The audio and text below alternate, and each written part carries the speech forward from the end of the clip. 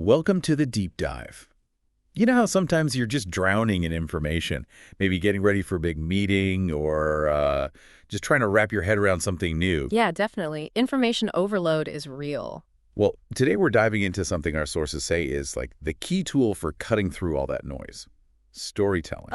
Storytelling. Good one. Yeah, we're looking at Robert Little's work, Further Thoughts on Non-Biblical Storytelling, and it really digs into why this ancient method is still so incredibly powerful today. That's right.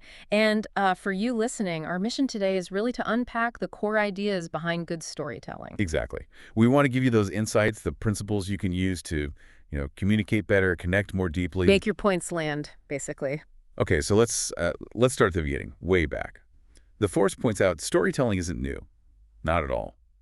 It's the original way humans shared information. Right. Think about it. This is before writing, maybe even before fully developed spoken language. So for you, this isn't just some optional skill. It's fundamental. It's baked into how we process the world. And what's really fascinating, I think, is how long it's lasted. For thousands of years, stories were how we entertained each other, passed on survival info, shared values. It is stuck. It really did. The fact that we still connect with stories so instinctively. Yeah, Well, it says a lot about their power, doesn't it? absolutely. Yeah. And it wasn't just, casual chats. Yeah. The source mentions huge figures, Socrates, Jesus. They use stories constantly in their teaching. They couched much of their teaching in terms of stories, I think is the phrase used. Yeah. So why? Yeah. Why was that so effective? And why does it still work on us, on you today? Well, if you think about how we actually learn, stories seem to get past our defenses, our natural resistance, maybe. Resistance to new ideas. Exactly. The narrative format kind of lowers those walls, makes it easier to absorb tricky concepts, almost like hiding the medicine in something sweet. Huh? Yeah. Sneaking the information in. It's engaging, it's entertaining, but the deeper meaning is carried inside the story itself. Right. And the source says it makes the tedious, memorable, abstract notions concrete and unravel complex ideas. That really sums it up for you. It's like turning a dense report into something you actually want to engage with, like a good documentary instead of a dry textbook chapter. Precisely. Yeah. And it does more than just make things clear for you. The text says storytelling humanizes theory. I like that phrase. Humanizes theory. How so? Well, it takes abstract data, principles, whatever, and grounds them in experiences you can relate to, human experiences, and makes it less cold. Right. And it also creates a kind of a safe space. Yeah. The source talks about how stories, even role-playing, let us explore issues without feeling, personally attacked or endangered. Yeah, exactly. So for you, listening, it means you can mull over difficult situations, different outcomes, from a bit of a distance, before you have to think about your own life. Which brings us to today's world, right? We're just bombarded all the time. The source calls it attention spam. That's a great term for it. So much content just washes over you, doesn't make a real connection. It's like trying to have a conversation in a hurricane. But the source offers hope for you. It says storytelling flies underneath attention spam's radar. How?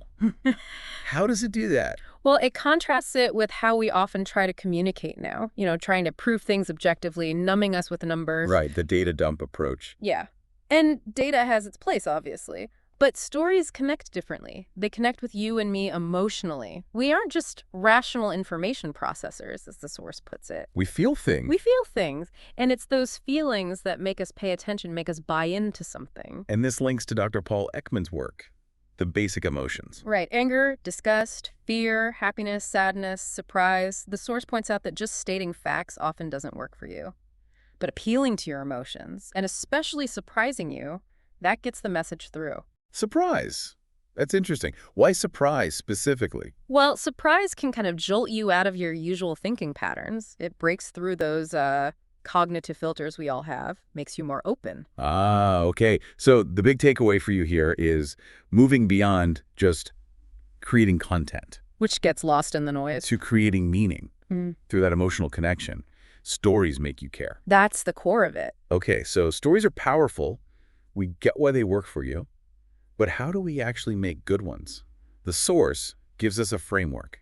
Simple. Ah, yes, the acronym. Useful. Let's break it down for you. First S, strictly structured, origin, conflict, quest, transformation. That classic arc, it gives you, the listener, a clear path, a sense of movement, and eventually resolution. You see it everywhere. So there's a beginning, something goes wrong. The conflict, yeah. Then the journey to fix it, the quest. And finally, the change, the transformation. When you're presenting info, you can frame it that way for your audience. Problem, challenges, solution, outcome. Makes sense. Next, I. Insightfully inspiring. A good story shouldn't just entertain you. It should, well, spark something. Yeah, give you a new perspective, maybe motivate you. It resonates deeper than just the plot points. Think about those moments in stories where a small detail leads to a big realization for a character. That's the kind of insight that sticks with you. And measurably meaningful. The story needs a point, right? A clear takeaway for you. Definitely. The so what test. Why should you, the listener, invest your time? What's the lesson here? It has to mean something. P. Persuasive point of view. Even if it's subtle, there's often an underlying perspective the story is guiding you towards. Right. It might not be hammering you over the head with an argument, but a good story often gently nudges you towards a certain understanding. L. Language-led. How you tell it matters. The words you choose. Hugely important for you as the listener. Vivid language, imagery, the rhythm of the telling. It all shapes how the story lands with you. And finally, E. Emotionally empathetic. We touched on this, but it's crucial for you to connect emotionally. Absolutely. With the characters, the situation, something. Without that connection, you're less likely to remember it, or for it to change how you think. The source even says character and personality are more memorable than content for you. That's a really good point for you. You remember the people, how they felt, long after the plot fades. The source also lists other things stories do for you. Illustrate issues, start discussions, help you imagine the future, clarify success. Yeah, it's a really versatile tool for understanding. And that emotional engagement, it repeats, is the key to driving change for you. If you don't feel it, you're probably not going to act on it. And building on that feeling part for you, the source talks about memory, how stories help you remember, maybe recalling past times when change did work out okay. Right. It's like finding a precedent in your own experience or someone else's you connect with. Makes the current challenge seem less daunting for you. It taps into that internal motivation. Okay, but here's an interesting wrinkle the source brings up for us. Subjectivity. It says we all process everything through a personal filter, so one story, multiple interpretations for you. That's a really crucial point for you to remember if you're the one telling the story. What you intend isn't always exactly what each person hears. Which is probably why the source insists on ending with a clear moral. It literally suggests saying, and the point is, to make sure you get the main message across. Exactly. While different takes are fine, even good, you want to anchor the core meaning you're aiming for. Helps guide the listener you know. So the source then gives us these 20 rules of storytelling. It's a lot. A real goldmine of tips for you. We won't go through every single one, but let's pick out a few that seem really practical for you. Rule 1. Identify with the characters. Ask yourself, what would make me act that way? Yeah, that's about empathy, right? Understanding the why behind the actions. It makes it all feel more real, more relatable for your audience. Rule 2. Find the essence. What's the core? Tell it economically.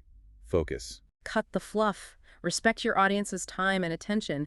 Get to the heart of it. Makes it punchier for them. Rule 3 is interesting. People admire a character for trying more than their successes. It's the struggle that resonates with you. Absolutely. That journey, the effort, the resilience, that's often more inspiring for your listeners than just seeing someone win easily. It's human. Rule 4. Think about the audience's interest, not just your own. Big one for you. Always. What fascinates you as the creator might bore your audience. You have to put yourself in their shoes when crafting your story. Rule 7. Simplify. Focus. Combine characters maybe. Skip detours. Feels like losing stuff, but it sets you free. Yeah, pare it down. Less is often more for your audience. Clarity is key. Rule 9. Know your ending before you figure out the middle. Endings are tough. Make sure it works from the start. Good advice. It gives you a target to aim for. Helps keep the whole narrative on track for you and your listeners. And I like Rule 13. Discount your first idea. And maybe the second. Get the obvious stuff out. Surprise yourself. Push deeper. Find a fresher angle. The unexpected is what grabs your listeners and cuts through that attention span we talked about. And 16. Feel what your character feels. Honesty lends credibility, even to wild situations. Authenticity matters for you. That emotional truth, yeah. It makes even fantasy feel grounded and relatable for your audience. Okay, wrapping up the frameworks, the source gives us crunched principles. Another acronym for you. C, contextual. Yeah. Setting the scene emotionally, triggering memories, offering insights. Making it relevant, creating that rich background for your audience. Right. Realistic, Hmm. believable, credible for your listeners. Even if it's fiction, it needs that internal logic for you. Yeah. Unusual. Make it memorable for you. Stand out from the crowd, give you something different. And natural. Not forced or contrived so your audience accepts it. Let it flow organically for you. See concrete, specific details you can latch onto. Not vague generalities, things you can picture. Human. Empathy again. Make it relatable for you. Connecting on that emotional level with you, the listener. It's fundamental. E. Easily accepted. Lower skepticism. Invite you into the entertainment. Encourage you to just go with it. Suspend disbelief for a bit. And D. Discovery-orientated. Let you, the listeners, find your own takeaways. That self-discovery often makes the learning stickier, more personal for you. Right, so summing all this up for you. Storytelling. Mm. It's ancient. It's powerful. It's a fundamental tool for communication, learning, connection. Yeah, it cuts through the noise because it grabs us emotionally. And effective stories. They tend to be structured, relatable, and they tap into those deep human emotions you recognize. And really understanding these ideas, simple, crunched, those rules can genuinely help you in so many situations. Better presentations, clearer explanations, just being a more engaging communicator overall. Absolutely. It's a practical skill set you can apply almost anywhere. So here's a final thought for you to chew on. Think about something you learned recently, some piece of information that maybe didn't quite stick. Something that just went in one ear, not the other. Exactly. How could you reframe that information using these storytelling principles we've talked about today? What story could you tell? What emotions could you tap into to make it connect, to make it memorable, and really create understanding for you?